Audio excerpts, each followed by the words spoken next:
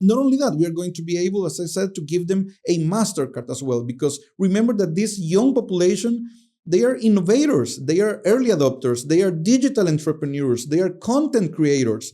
We have never had in the past in El Salvador a Mastercard card that you can get in 5 minutes without a bank account.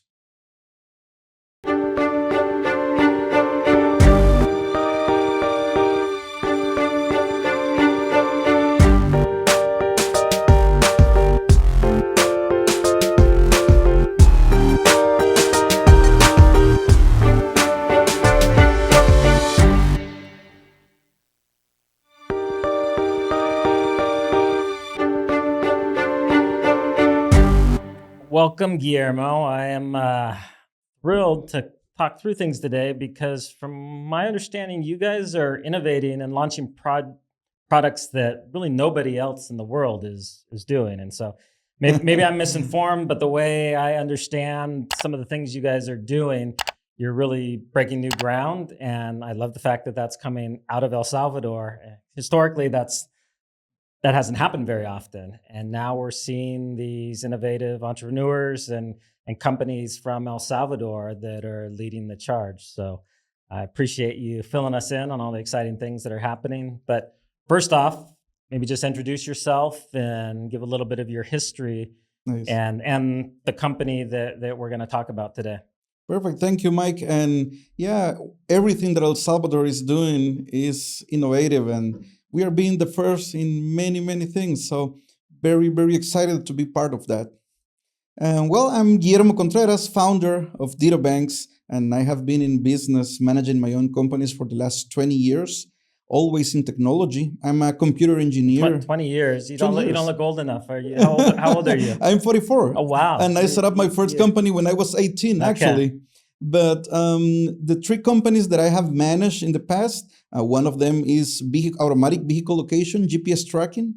That was the first company that we started with my wife, with my current wife. For like insurance companies, or what was the purpose well, of that? At that point in time, it was aimed to recovering stolen cars, because we had in the past a big issue with that. It has changed now, as you know, but in the past, it was something that it was needed a lot. And after that, we created our own software for the GPS tracking. We started selling that software to other GPS track companies in Central America and Mexico. And at some point, they started requesting software development from us, different types of software. Like not related to the GPS. Yeah. And we decided to create the second company, Binario Software Factory, which does exactly that, outsourcing of software development for other corporations. And by doing that, I got a customer in Guatemala that was doing armored vehicles that move the money. And they started requesting us applications for ATM maintenance, for taking control of all the money that goes in and out of the armored vehicle. And that took us into financial technology. We started learning about regulations, regulators, and all that is required in terms of compliance of all the software. And that's what brought me to this industry, financial technology industry. And we were building a traditional payment gateway back in 2021. We were right in the middle of the process on building a Visa and Mastercard payment gateway when we got the announcement of the Bitcoin law. Was that a total shock to you? Did you have any idea that was coming? I had a little bit of idea because I have been in the Financial Technology Association of El Salvador for the last 4 or 5 years. And we were talking a lot about that a monetary change was coming into El Salvador. But we all thought that it was that the colon was going to be go reintroduced. Back. Yes, but so we had some ideas, and when we saw Bitcoin, we said, okay, that's it. And at that point in time, I had the team ready. I had the knowledge of the regulations. I knew the regulators. And I had everything in place to take the opportunity to jump into building software for the Bitcoin industry. So a couple questions I just want to flesh out. So one on the services you provide to the armored car industry. I'm curious if you saw that business decreasing because payments were becoming more digital? Was there less cash starting to be moved around, or is it still pretty predominantly cash society in Guatemala and El Salvador? Yes, we are still seeing a predominantly cash society Okay. all over Central America. So you haven't seen a lot of decrease or anything? That's still okay. No. Probably in the last year, I'm starting to see a decrease on cash transactions and digital payments transactions going up. Because I know I have a business in the U.S. and prior to COVID, we were like 35% credit card, 65% cash. Right. And after COVID, it was the reverse. It was 65% credit card, 35% cash. And I think we just sold and got rid of that company, but it was getting to where it was only like 20% cash. So I know in the US, we're seeing that phased out. Probably we don't see the same, because one of the biggest challenges that we have in El Salvador, and I will say Latin America, is that we have high rates of unbanked population.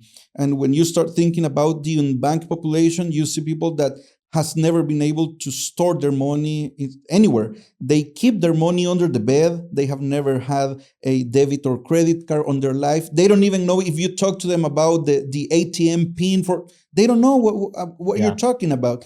They have never had a loan. They have never been able to buy a car or pay for their studies, get in a plane or pay for a subscription.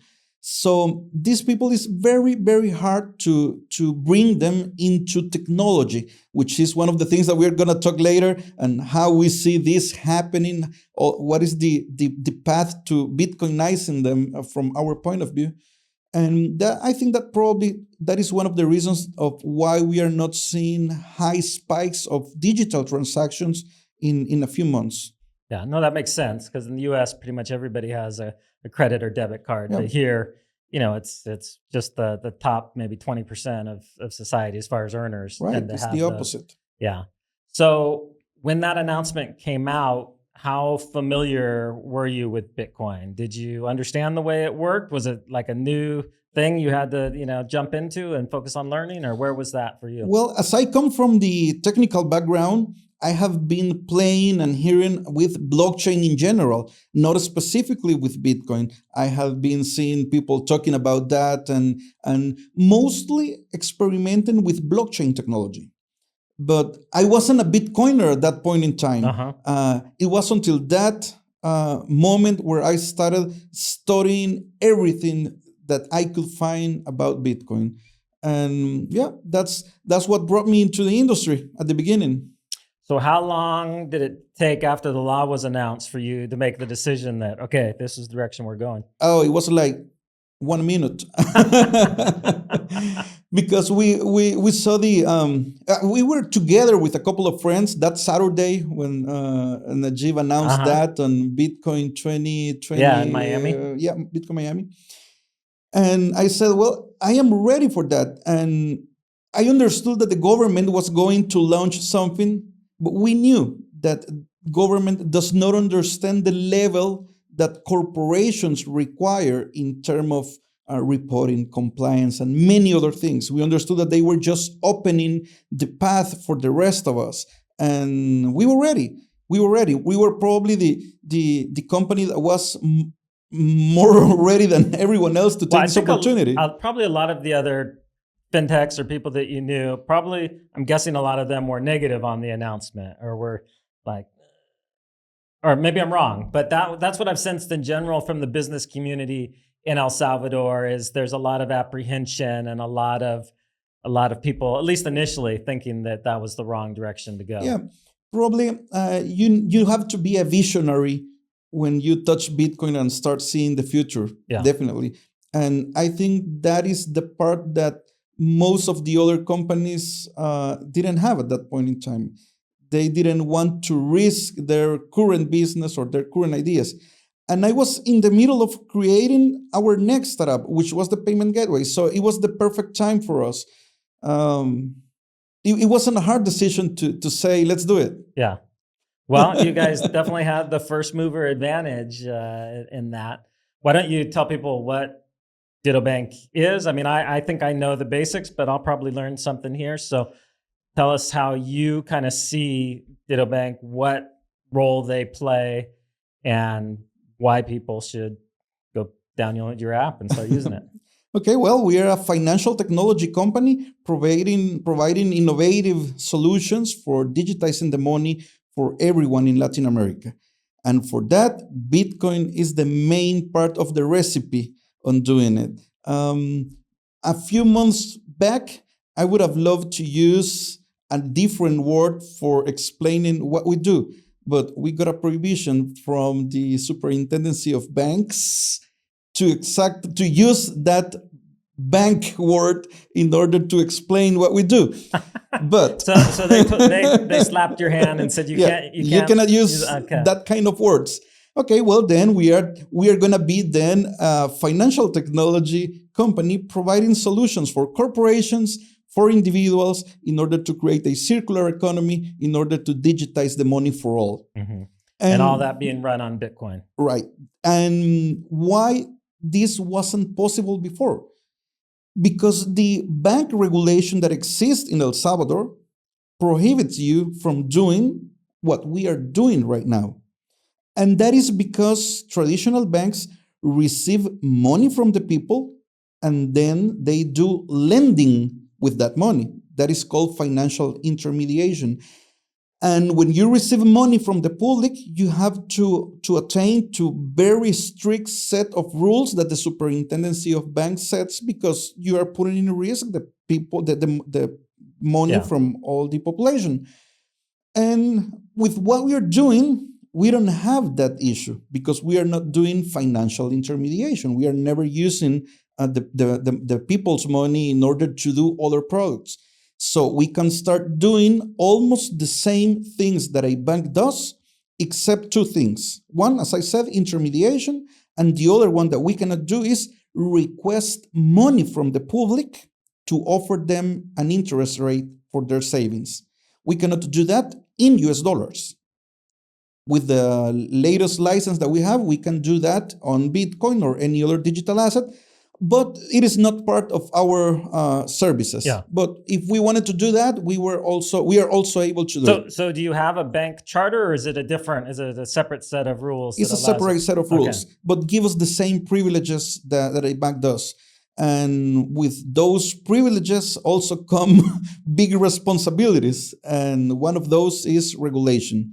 Regulation is probably, and I always make a joke out of this, I always say that 60%, 70% of our business is regulation. And 60-70% of our money has gone to regulation. And 30% of the rest is the product, is the technology. But wow, this is probably one of the hardest things to explain to investors in my experience. Because with a traditional startup, you can think about an idea, and in 30 days, you can create a minimum viable product and test it with the public. With a fintech, with financial technology, it's the total opposite. You first need to build your product. You cannot test it on the market, not even one person. You have to build your product, 6 months building products, 8 months building products, paying developers, paying your team, paying your compliance team, creating all the manuals. Then you have to go to the regulator and request for the authorization of your product, which takes 3, 4, 5 months more. And in those 5 months, your people is sitting down, drinking coffee, waiting for the regulator. And after that, you have the authorization to test your product on the market. And when you test your product on the market and you decide that you want to change one thing, you have to go back to the regulator and wait. And on top of this, if you decide to have a partnership, for example, with MasterCard, well, add another 10 months on top of it. Because MasterCard, for example, is always going to request from us to be fully compliant with the Superintendency of Bank policies before going to them. So, and that's historically why the majority of the world remains unbanked, because it's expensive to bring people into the financial system. And if the people are poor, the companies aren't going to make enough money to make it worthwhile to jump through all these hoops. So it's not that we can't bring these people in the financial system. It's that the current regulations just make it unprofitable to do so. Probably the main reason, as we were talking before, that you cannot use the people's money in order to do lending unless you accomplish a very specific set of rules. One of those is that you cannot lend money to people that do not have historical credit records. And which is most everybody that's right. unbanked. that's why the unbanked are still unbanked, because of the ruling, the banks are not allowed to lend money. It's not just the credit risk that you see; it's you also have legal risk. Yes. Even if you think, well, this person doesn't have any credit history, but we think they'll pay it back and they're worthwhile to lend to, you still can't because they don't. Right. The bank is not allowed to do that because the regulation says if the person does not have credit history, you are not allowed to use people's money to do lending. Yeah. That's where financial technology companies come in, because we are not using other people's money. Yeah. We are using our... You're not rehypothecating it, and so that makes sense. So lay out for me then the vision of what you guys actually do. Are you B2B? Are you B2C? Are you both? Like, what is the vision for Ditto Bank? Right. We have two verticals. Okay. And that is because we needed to create a circular economy. When we started as a B2B company offering payment gateway solutions for businesses. So were you guys actually providing the POSs? Right. Okay. We have physical terminals, we have virtual terminals, we have payment links, payment buttons, email payments, plugin for WooCommerce, APIs, everything that you need in order to receive a Bitcoin payment. And we do the instant conversion to US dollars, and we deliver US dollars to the traditional bank account of that company. And is that what the majority of companies want? They want to accept dollars, but they want to accept Bitcoin, but they want it. They don't want to keep Bitcoin. They want US dollars. Okay. And that's how we started. And right the first couple of months, it was a big explosion of transactions because of the $30 that the government gave to everyone. But we instantly understood what was coming. And that is, or what was coming is that the Bitcoin transactions were going to start going down every time. Once everybody spent their $30, right? Yeah. Unless you start incentivizing at the individual size the usage of Bitcoin. Yeah. Businesses, just because they are businesses, they were not interested in receiving Bitcoin payments. It was one more overhead for them. And when you approach them, they were always saying, okay, what do I make out of receiving Bitcoin? Our answer always was, well, you're going to be top on innovation. We're going to do marketing for you. You're going to increase your sales. And they said, okay, let's try it. But are they not interested in the, I know here, especially in El Salvador, most businesses pay anywhere from 4 to, I've heard as high as 7% to accept credit cards. Obviously, you guys are going to charge a fee, but I'm assuming it's significantly cheaper than what the credit card company. So do they not really care about that, or no? Not really. Not really. We charge 1%, by the way. Yeah, but that's standard. If you're a restaurant operating on like a 15% profit margin, and the credit card company is taking 5%, you think that would be something that's important to them, but they're just not focused on that, or I don't understand why they wouldn't be motivated. After speaking with almost 400 different merchants, which we have right now in our portfolio, no, that's not one of the reasons they're interested in this. As a business owner myself, I know last year I spent like $40,000 on credit card interchange fees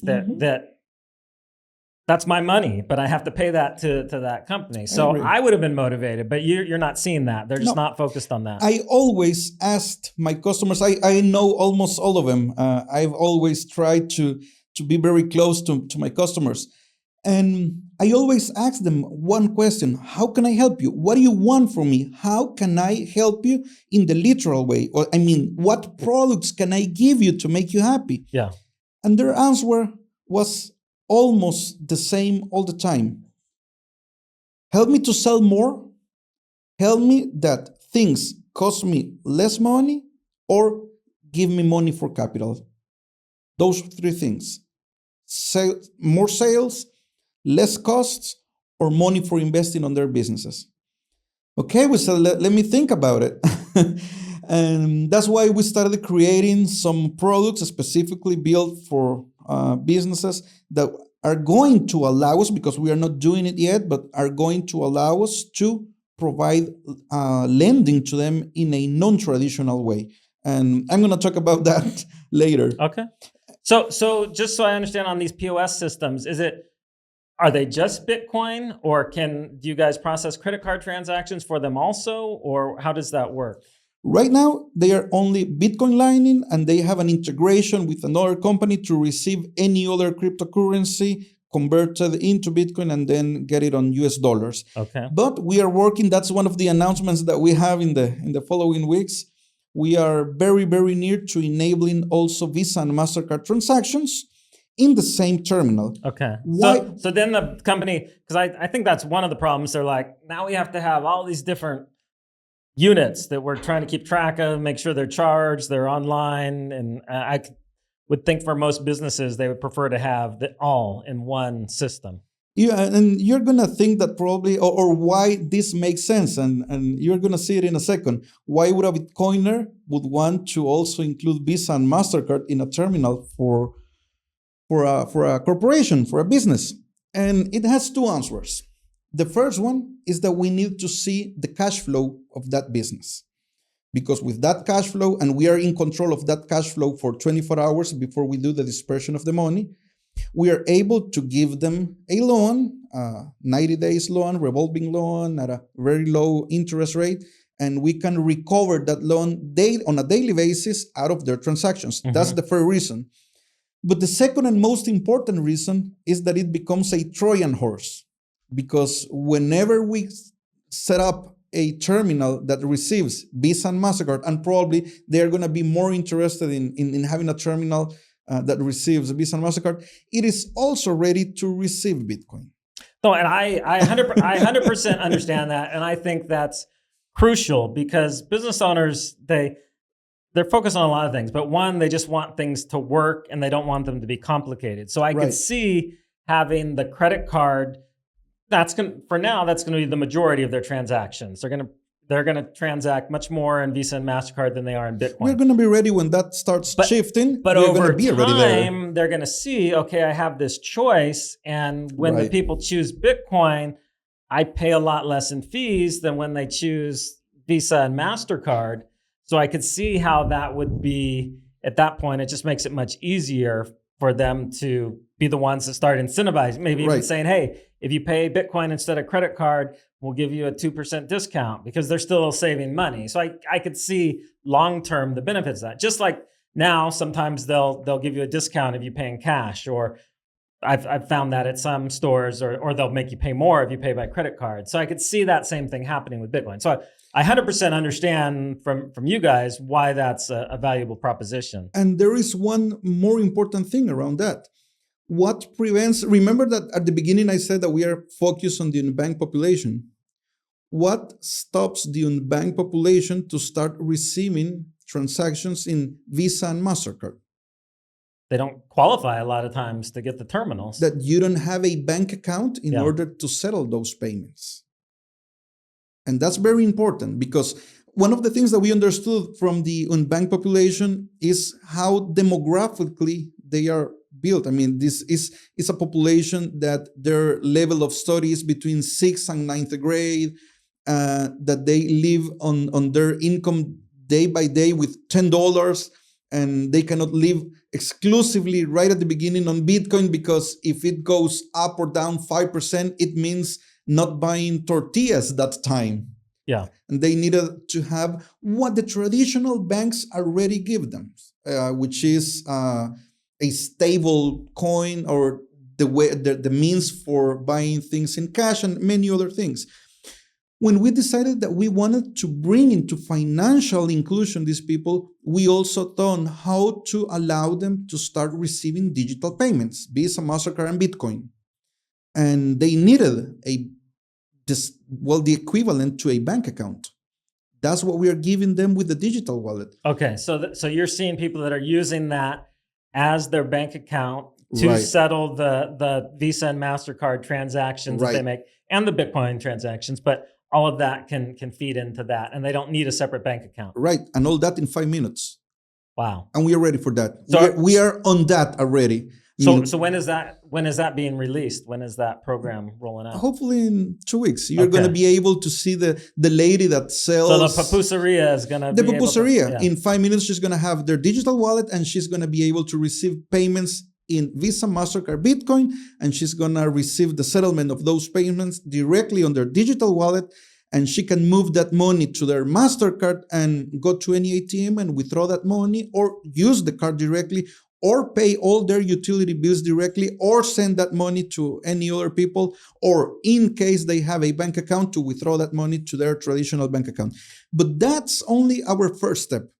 So just curiosity, just to dive into the details a little bit. So say it's a little pupuseria, somebody who's never had a bank account, this is a new world for them.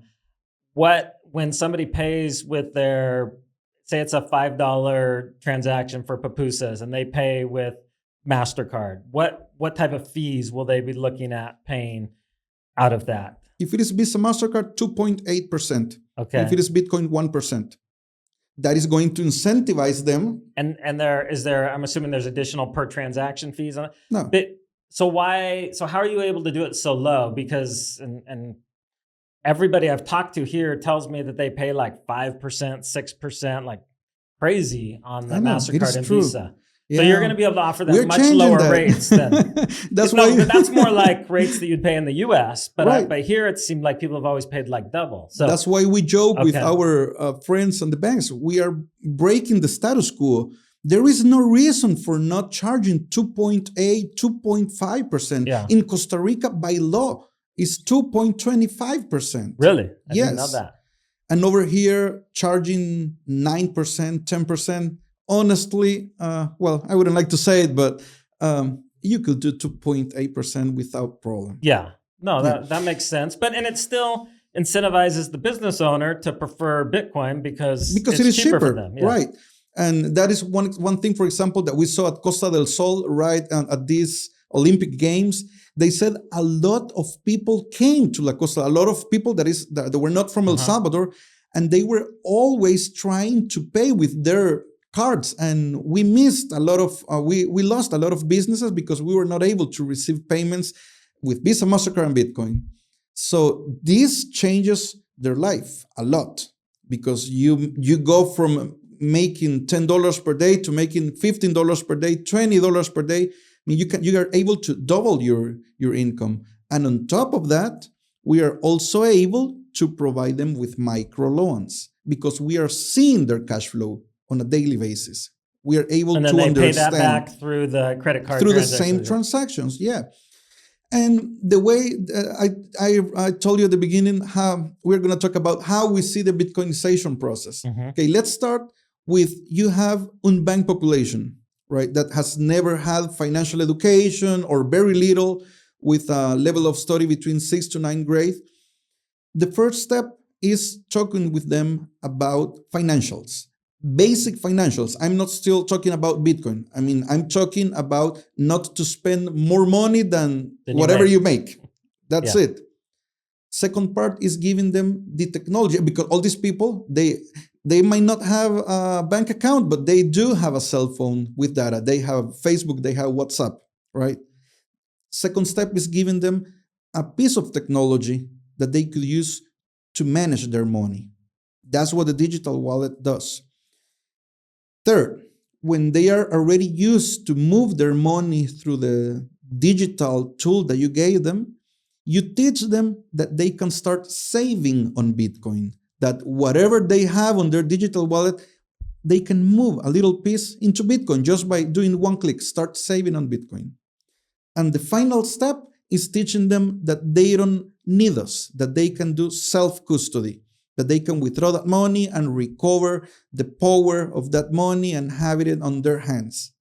But it is very difficult to approach the lady that sells vegetables on day one and try to teach her how to create the seeds and all that. You kill her. I mean, the most probable thing is that she's gonna lose those keys the next day. So it is a process. It's not a single step. It is a process. And this provides a very accessible bridge to people that otherwise would be afraid to even touch it. But and we have this conversation a lot, and especially in the Bitcoin community, and people that are like, no, it should, that we shouldn't touch anything other than Bitcoin, and which I understand that. I feel that on one level, but I also on the practical level know that people need to take these baby steps. They need to become familiar and comfortable with it and make sure they understand it as they move in. And so I've kind of shifted my thinking where I'm much more aligned with what you're doing, we need these kind of bridge tools to get us there. And it's not going to be a short process. It's going to be, several years of kind of these products helping introduce people to Bitcoin, but then naturally they will gravitate towards and it takes a lot of education, starting with the kids. And that's what we are doing right now. Well, not us directly, but Mi Primer Bitcoin and the government with the education on the schools. We need to start with them, start teaching them. In the future, it's going to be that way. But right now, we are going to be able to start creating the landscape needed in order to start doing that shifting. That's what we are doing right now. Well, I'm very excited about that fact that the next generation, because we partnered with Mi Primer Bitcoin in that and helping produce the material to train the teachers that's going to go out what other country in the world is going to teach all of their young people how to use Bitcoin? And it goes beyond that, just to basic financial education on top of that, but based on the use of Bitcoin. So I think in a few years, it's going to be a huge shift here, but we need to do those educational initiatives and we need those bridge technologies. That's the second announcement that we are going to do, hopefully in less than a month, that we are going to be able to bring on board underage population, and we're going to be able to give them a MasterCard to them. That will be amazing, because that's a conversation we had even as we were working with the Ministry of Education. We were telling them hey, because they're like, well, we want to use Chivo in these things. It's not possible. You can't use Chivo because Chivo requires you to have a DUI, and none of these kids, the majority of them are not 18. And so that was another thing that we kind of told them, hey, as you guys are going through all these things, you're excluding all your young people, and those are the people you need to reach. So you need to make sure that the regulation includes them, not excludes them. No, that's it. So you guys are working on that. So we are very close to achieve it. And it totally makes sense. You're educating the young population, but you're not giving them a tool that they can use effectively. It doesn't make sense. You're shooting yourself in the foot. Right. So, but they'll push back and say, well, but how can we ID them and how can we verify who it is? And, they always have a reason for why you can't do it. But I always tell them, hey, but look at the cost of this. You're holding these generations back at the time when they can be surging forward and getting ahead of everyone else. It's just a matter of putting things together with international institutions and anti-money laundering laws and all that. And if you're able to reach that intersection, then you're able to do it. But it takes a lot of regulation, a lot of understanding of how things works in the regulatory world in order to achieve it. But we are very close to do it. And not only that, we are going to be able, as I said, to give them a MasterCard as well. Because remember that this young population, they are innovators, they are early adopters, they are digital entrepreneurs, they are content creators. We have never had in the past in El Salvador a MasterCard card that you can get in 5 minutes without a bank account. Well, and that excludes them a lot of times, even if they're trying to start a business or doing something, they can't pay for a service they need as part of that. They can't buy apps that they need. There's all these things that they're excluded from. One of our plans is to start creating a generation of digital entrepreneurs. With the card, with the wallet, they are able, for example, to buy stuff in China, pay with the card, pay for the shipping with the card, bring it to El Salvador, sell it on Facebook, pay for the publicity for the Facebook ads with their card, and receive their payments directly on their digital wallet in a peer-to-peer transaction, and then go to an ATM and withdraw their money and start saving with Bitcoin and start getting into the digital world. And that allows them not only to do business in El Salvador, but worldwide. They're going to be able to receive payments with Bitcoin over Lightning from any person around the world that wants to pay them. And that's it. I mean, you are shifting that generation to another level. That's what we want to achieve. That's our vision. And just even like practical things, like if they want to travel and buy a airline ticket, it used to be a huge hassle. They had to go use a travel agency because they didn't have a way to pay online. Now they can buy cheaper tickets. It's all these both convenience and money saving things like together. So I love hearing all that. I love that you're doing it for young people. Is there going to be an age cutoff for it? Yes, 14 years 14. old. Okay. Yeah. That includes a whole group of people that were excluded before. So I love to hear that. So you guys have the POS systems that are integrated, Bitcoin, credit cards. You have the cards that are going to be opened up to well, not young only that. people. Please. Let's give a quick overview of the services for corporations. As I said in the beginning, one of our purposes is to be able to provide all these services that a traditional banks offers, but now based on Bitcoin. For the corporations, we have digital accounts based on stable money and Bitcoin. You have fiat rails in order to do US dollar payments and receive US dollar payments that get converted into digital assets in your account. So this isn't through a separate bank account they have to open. This is just directly with Ditto Bank. Yeah. They open, in quotes, well, I don't want to say, they open a digital assets account. Okay. Right. And they can do that 24 hours later after they get their certificate of incorporation in El Salvador. Try to get an account with a newly created company in El Salvador. Oh, that's a struggle. And in the end, you're able, but it took me 10 years to get just a personal bank account here, and now I don't even use it because they make it so difficult to use that I'm like, I don't even want to use it. Well, we're going to be able to give these corporations an account in 24 hours. In less than 24 hours. We give them fiat rails. If they want to pay another company in US dollars, they send the digital money through us and we pay in US dollars to that company, vice versa the same. We give them corporate cards in order to give to their employees or to manage their expenses. We give them the payment tools that we talked before. And we also give them one more product, which is still on the kitchen, but it is around raising money using securities, creating their own security to raise money for their company instead of looking for a bank loan, a traditional bank loan. Okay. And for individuals, we have the digital wallet that you can use with stable coins, Bitcoin. You have your Mastercard. You can receive money and send money worldwide. And with the money that you have on your digital wallet, you can withdraw it to your bank in case you have a bank. We are also ready to enable correspondence where you can approach a correspondent and request your money in cash. For example, gas stations, drugstores, supermarket, where you can request the balance of your digital wallet in cash. And you can also give cash to that correspondent and you're going to receive it in stablecoin on your wallet. You can move the money to your Mastercard and withdraw money on an ATM or use it in 100 million merchants around the world. Or you can pay utility bills inside the digital wallet, which is one of the things that we recently announced on Saturday or Sunday. Saturday, I think it was Saturday. And the last thing we are almost ready to announce is the ability to redeem your remittances directly on your digital wallet. You're going to have a button that says redeem my remittance. And you just input the 13 numbers that you received from one of the two companies that are leaders in remittances. And that's it. 10 seconds later, you have that money in your digital wallet and you can start doing all the things that we just mentioned.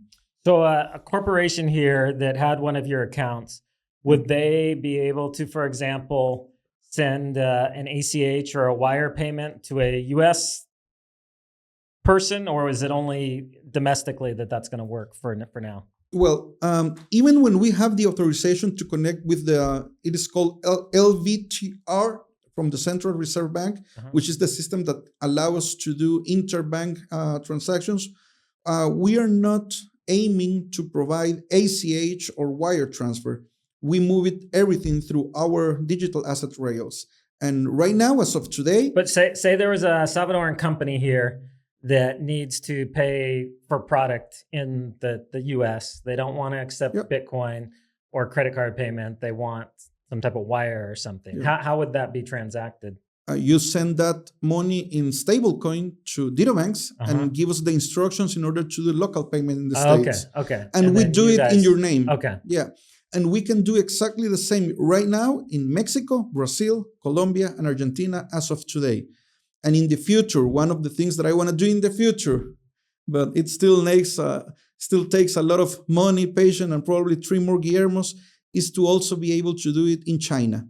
That you pay locally with your stablecoin and give us the instructions, and we pay locally in yuans in China for your products, which is one of the barriers that small businesses have for importing goods specifically from China. Very, very hard to send money there and do transactions globally is a big pain for everyone. And we want to be those rails, those digital asset rails, that Bitcoin rails in most of the cases, in order to allow this global transaction, this global growing of Salvadorian companies.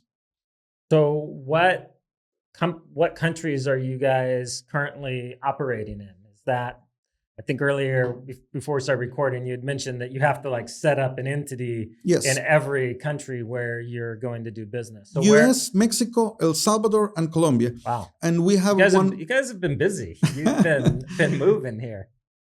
We have big plans. Big plans and big responsibilities as well. Because one of the things that, and we are very happy for that, is El Salvador is a tax-free regulation, which is something that we don't have in all the other countries. But the thing is that the amount of population that we have is still too small to be a very, very, very big company, which is something that we aim to be. Mexico gives us that ability. Colombia gives us that ability. But we first need to deploy and mass market our product in El Salvador before going to those locations.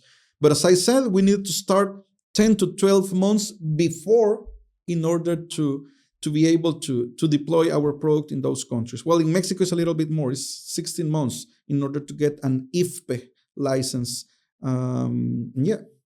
Takes a lot of money, a lot of time, a lot of patience, a lot of tears, a lot of incredibly, I mean, in this 18, 20 months, I have made 100 more friends, but I have also lost 100 more friends. But your hair doesn't look too gray yet, so it must be incredible. I mean, your beard. You got your gray in your beard. It has been long nights. I bet. Yeah. No, that stuff. I mean, just from what I've seen, the little bit, which I'm sure is nothing compared to what you've seen. I mean, I'm amazed you guys have been able to accomplish all these things, and really you've been able to accomplish just the banking relationships. The things you're doing are things I don't think there's any other companies out there doing right now. So congratulations on that. Thanks, but I wish there were more.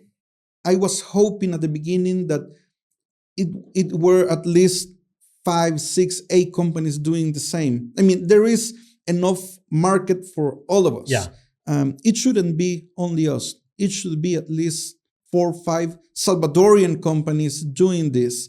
And that's also, it'll come, but you guys are the groundbreakers. So that's another story. I mean, collaboration and collaborating with other companies. There is a lot of factors that do not allow the ecosystem to grow together, unfortunately.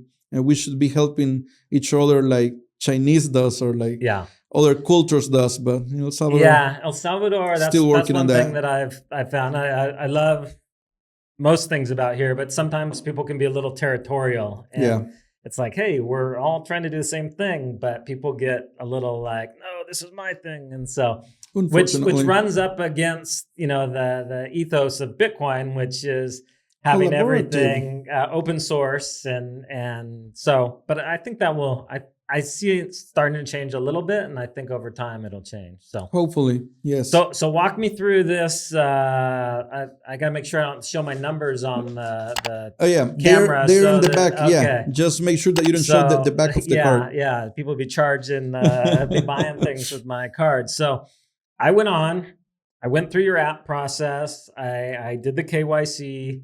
I was able to do it because I'm a legal resident of El Salvador. But right now, it's just open to Salvadoran citizens and residents. Correct? Right, and we are working very hard in order to extend it to other nationalities in the next 90 days. So keep checking in if you're somewhere else in Latin America. But I have my card here. Make sure I don't show the numbers. So tell me how do I use this card now that I have it? Well, now that you have it, you only need to open your app and activate it by using the 4 last digit of the cards. Okay. And after that, just make sure that you do your first transaction on a terminal by using the chip. I mean, inserting the card. Okay. After that point, you can start using it contactless or online or whatever you want. Okay. And that's it. And from so I send money to the Bitcoin, the Ditto Bank Bitcoin wallet, and then it looks like you guys use USDC in that. So I have to convert then to USDC. From Bitcoin to USDC and USDT as well. We are very, I was gonna ask, why are you using USDC and not USDT? I get asked that a lot, to be honest.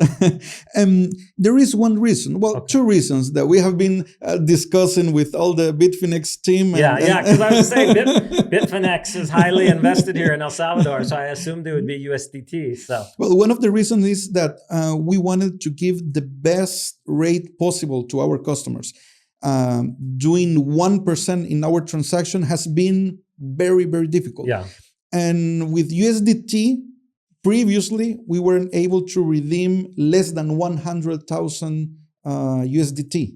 Okay. And we knew that right when we were going to start, we were not going to be able to reach those thresholds. And we didn't have that challenge with USDC.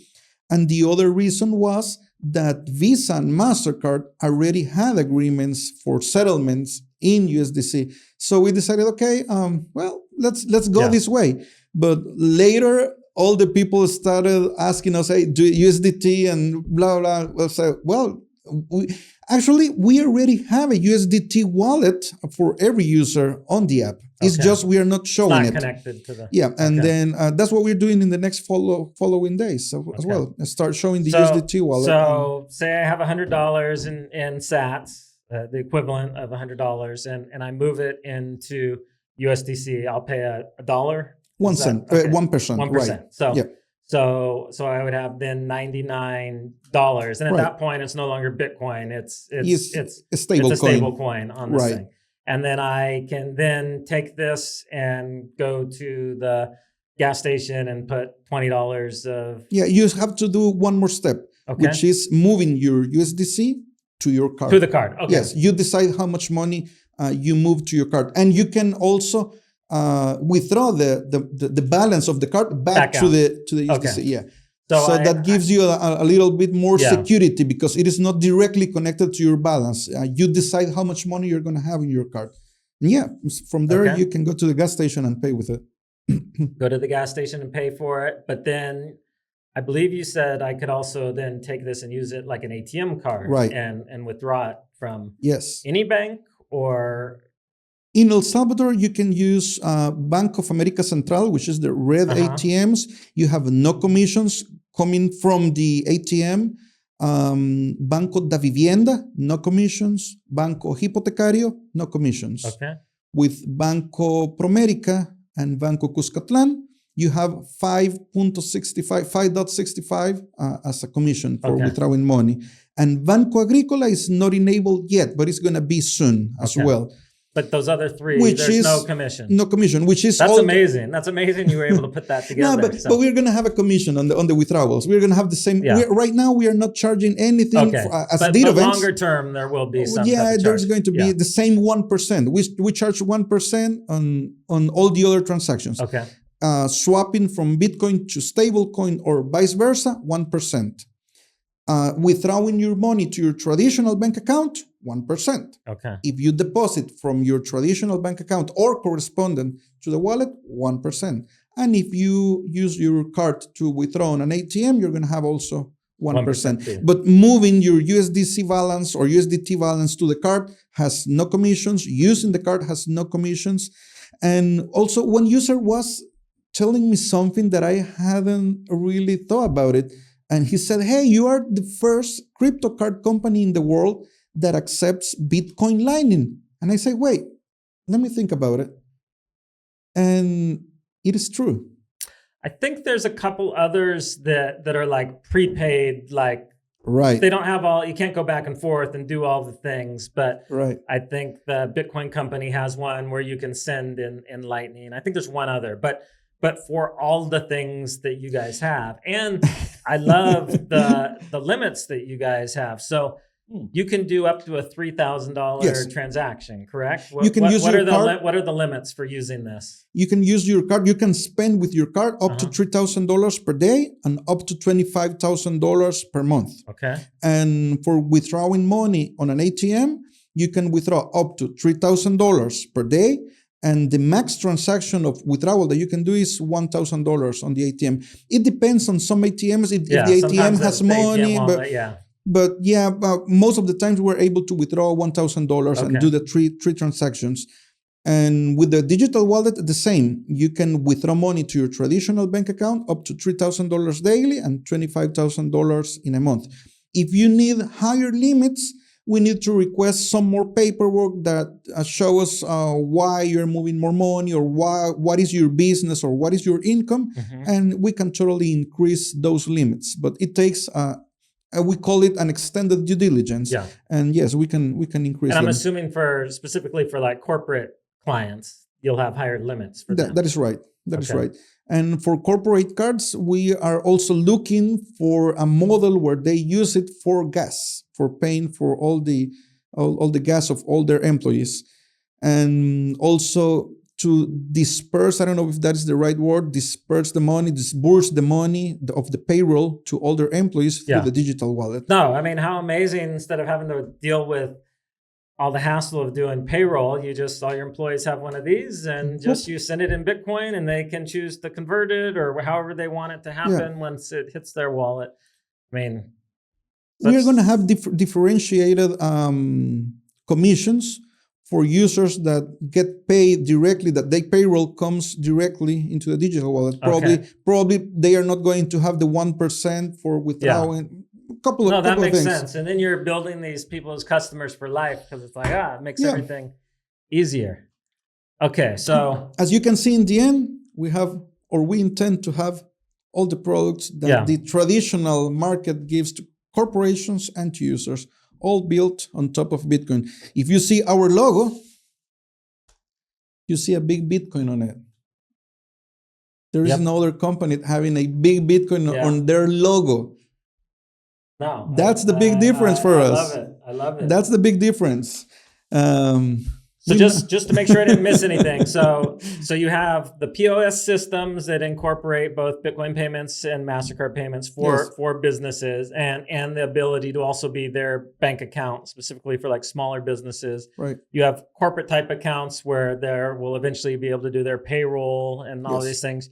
You have the consumer card where they can move Bitcoin to and back and forth, but then also use that as a credit or a debit card. Am I missing anything? No. Okay. You guys have that's a lot of things you guys got going on. Well, I'm impressed. I don't say this very often, but I am very impressed. Most of the time I'm like railing on people like, you guys are moving so slow, but I'm shocked at how much. We still need more money and more hands, and we could go faster. Okay. But are you guys raising right now? Yes, we are. Okay. There is a saying in the startup world. We're always raising. We're always raising. And it is true. And that is one of the challenges that we have. If we have too much customers, we need a lot more money in collateral in order to make the whole ecosystem to work. So we're working on that. We are very, very close to have very good news with big players on that field. Awesome. That is going to help us to go big, not only in El Salvador, but in Latin America.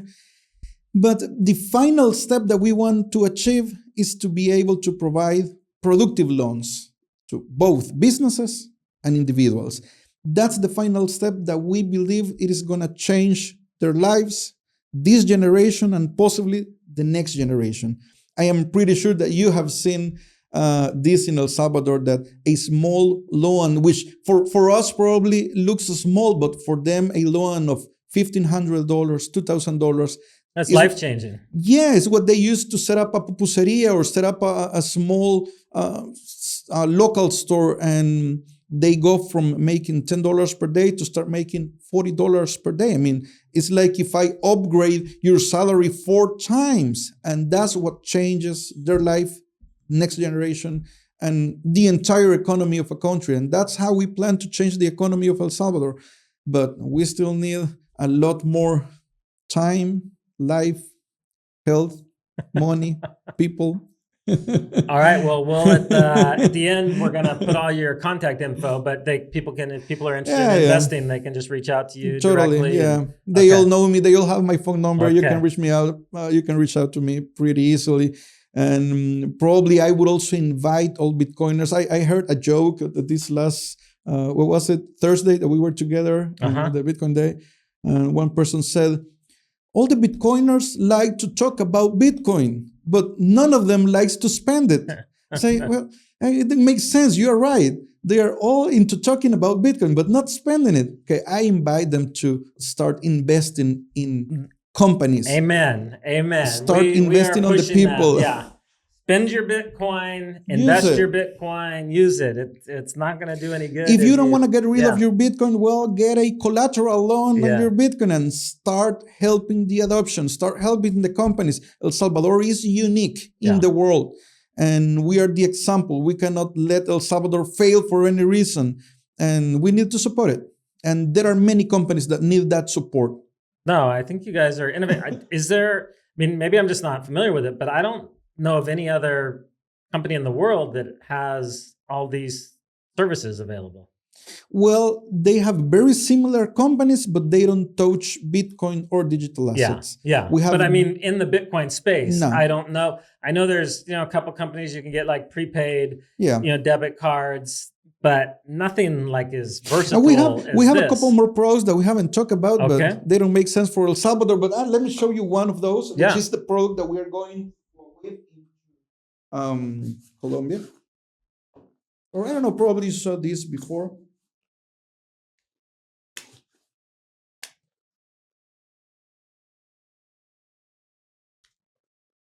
Here they are. Okay. These are Bitcoin scratchable cards. I love it. You can buy them without KYC. They have scratchable codes in the back. And you redeem them into your wallet. Amazing. Digital wallet or exchange or whatever you want. But you have a fee. You have a 5% fee for this. That's why they didn't make sense initially in El Salvador because we had 0% with Chivo and ATMs. But in a lot of other countries, 5% is not bad, and especially if it's made easy for them. So that's awesome. We have a couple more things. I love that. So is this $40 US? 40, you buy $40, and at the moment that you redeem it, it takes the spot price and gives you the equivalent of Bitcoin at that point in time. Interesting. And we make $20, $40, $60, $80, and $100 cards, and also paper vouchers as well. Wow. So have you rolled those out yet in Colombia? Yeah, no, not yet in Colombia. There is a couple of places here in El Salvador that have them, like Tango stores on the road, the container, the green container store. They have them, and a couple more places over here, but they don't make much sense. That's why we are reserving this product. I think even in El Zante, for like tourists that are coming in, and for them it's not that big of a deal to pay 5%, but they want to experience, they want to do it. And it's, I could see even in El Salvador, there being like in the airport or certain places. We are still dreaming to have a booth on the airport, and we were very close to have it. Let's do it. Let's do it. Let's do it. Because I've been talking to our team about it. We should do something in the airport with Bitcoin Beach merchandise, and just to like a place people can come to just for information. But let's do it together. That's Well, perfect. definitely, yeah. Well, we have done a lot about that. We have gone to the airport, talked to the authorities, and we did a lot of stuff, but we didn't reach a final Yeah. negotiation. We wanted something like I don't know if you have seen the tourism booth that is on the airport. Uh-huh. Well, we want something like that, but for Bitcoin. For Bitcoin. That Okay, the let's make moment it that you happen. touch, Let's make it happen. yeah, we want to do it. All right. Well, we will, in any way we can, we will support you in that, because I think that's hugely needed, because people come in, they have questions, they want to know where to go, how to use it. And so it seems silly that there's not something at the airport to help those people. It is probably something that we cannot do alone. We need the collaboration of other companies, because there is a cost involved. Even when we reach a very good negotiation, there is still a cost and a contract of 12 months that we need to support, and we cannot do it all by ourselves. But we can do it with a couple of companies. We'll talk offline. Perfect.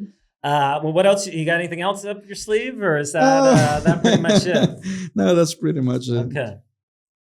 Well, a couple more surprises, but I cannot talk about them. Well, we'll have to have you come back on then when you're ready.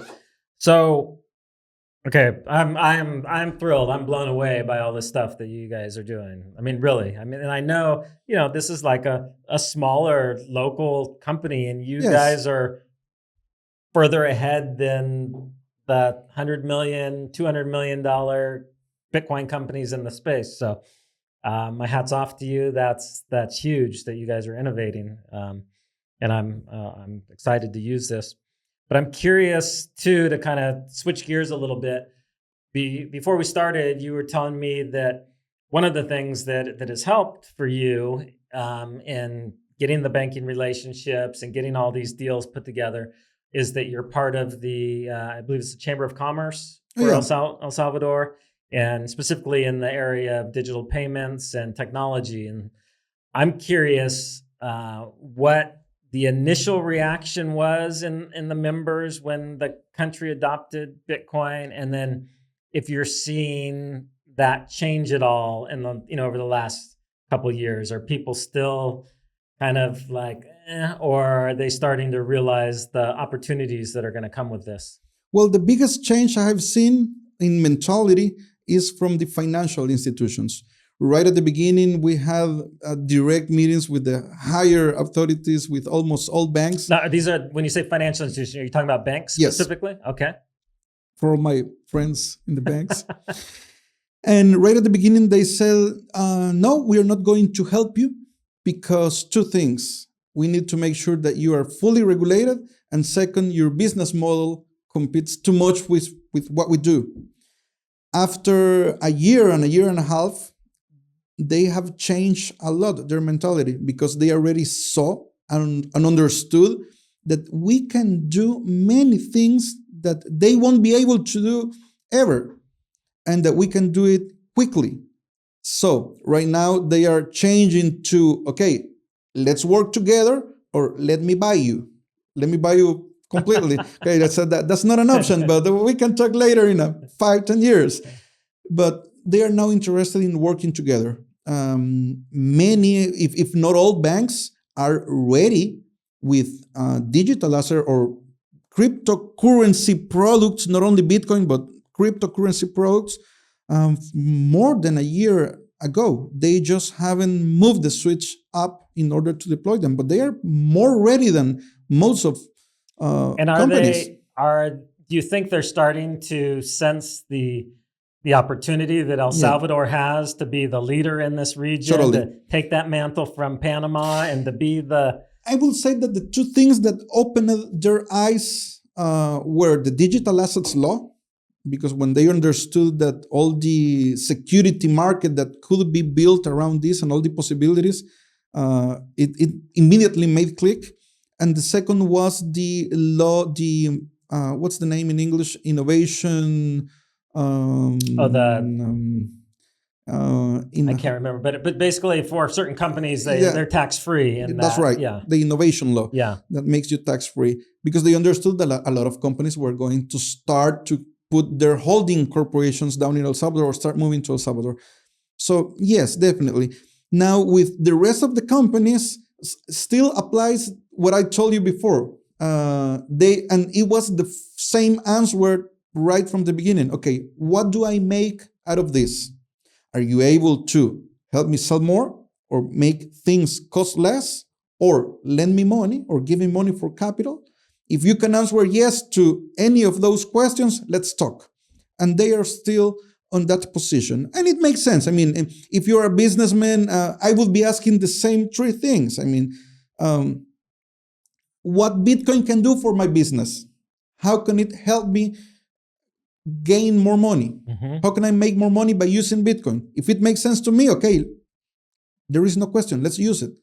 Now, but I feel like even with that, because we've had, as we buy vehicles for the projects and different things, we've gone to the dealers and they're like, no, we won't take Bitcoin. And it's like, okay, I'm going to take my business somewhere else. And okay, that's the challenge. They don't seem to care. We found one, Grupo Los Tres, they're like a smaller, and they're like, okay, we'll make it happen. And they were willing Those are the smart to ones. do it. But it seems like, but even in that, I was trying to tell them, like, it's so much easier. If I send you a wire for this, it's going to get hung up.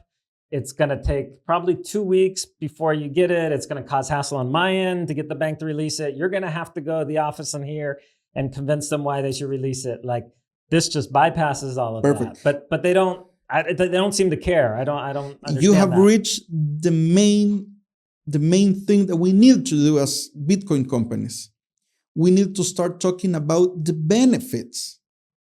I need to approach that car dealership with the benefit of having quick transactions.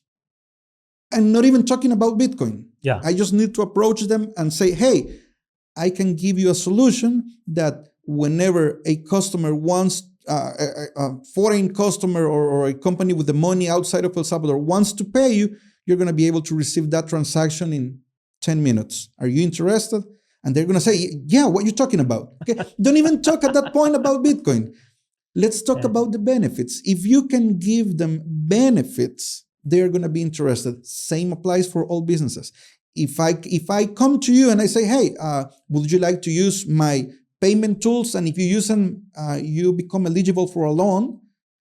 The instant answer is, what are you talking about? Let's see it. Where do I sign? And I haven't mentioned Bitcoin, but that's why I said it's a Trojan horse. Mm-hmm. Because we use the benefits, the real benefits that need to make sense.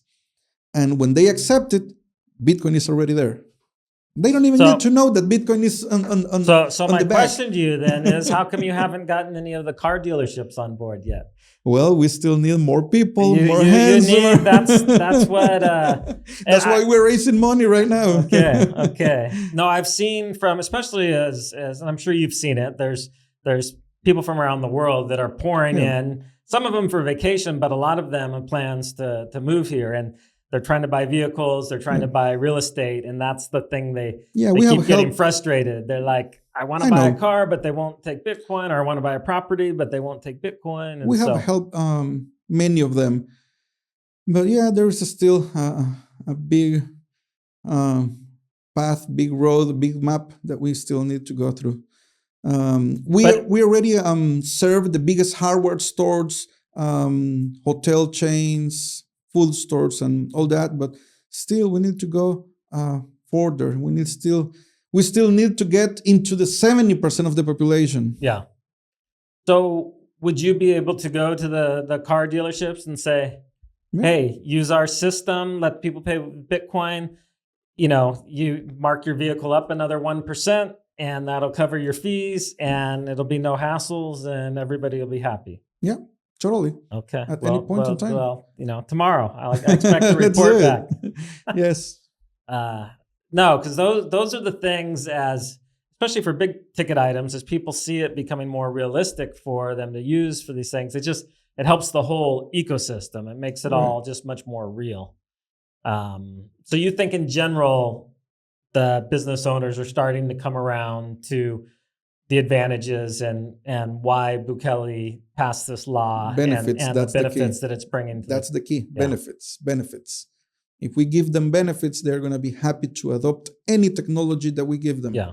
But are they sensing even the like rise in stature of El Salvador in the global business world, of the fact that people know El Salvador exists now, that companies are coming in and looking to put their headquarters here? Like, does that move the needle for them, or do they not really care about now that? that you mentioned, there is a fact that they all see, which is that the way of moving money around the world is changing, and it is changing rapidly.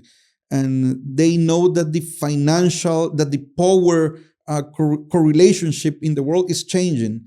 Everything is aware of that. And they know that something has to change on their business model.